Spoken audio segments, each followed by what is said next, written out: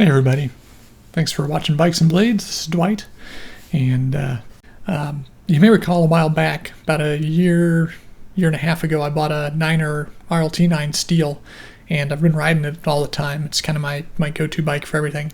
But recently, the rear brake, right drifter, starting to get a little bit soggy, and I think that the brakes need bleeding. So, bought for my friend a SRAM brake bleed kit. And I'm going to try and bleed the brakes and show you how I do it. And we'll see. There may be some swearing involved. So bear with me. Let's see how this goes.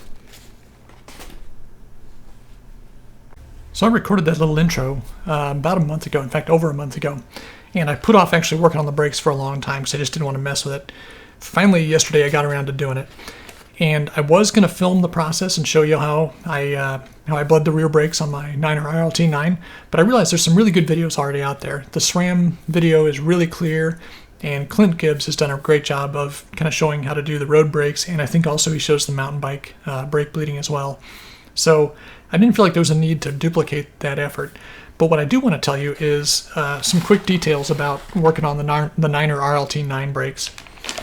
So, like I say, I do have the SRAM brake bleed kit. You get 2 syringes. You get a bunch of brake bleed blocks. The one that you need is this one.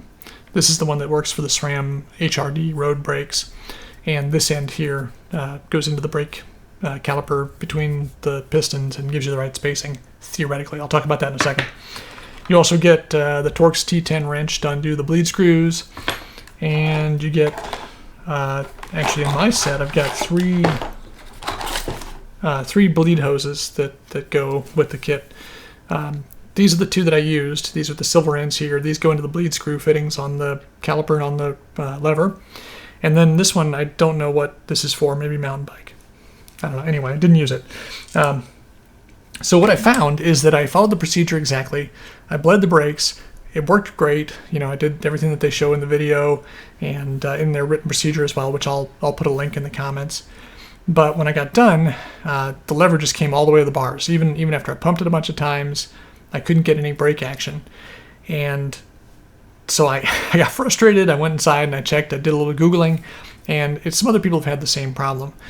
And what it comes down to is that unless your brake pads are really brand new and there's not a lot of hose in your system, there's just not enough volume if you do it per the procedure with this big gigantic brake block between the pistons and the caliper.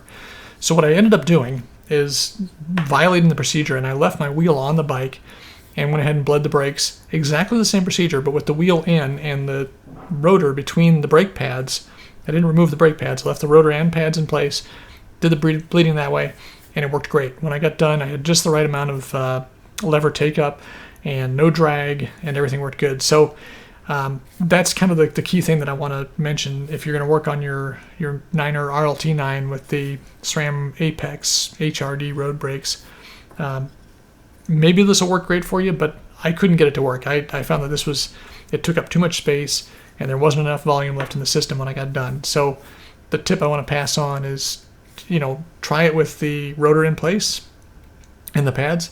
And if you don't want to do that, the other thing you can do is measure the combined thickness of the 2 pads on each side and the rotor, and then just find a piece of wood and put that in there between the pistons. It worked much better for me to do that. Anyway, so that's my very quick tip on how to do the Niner RLT-9 SRAM HRD brake bleed.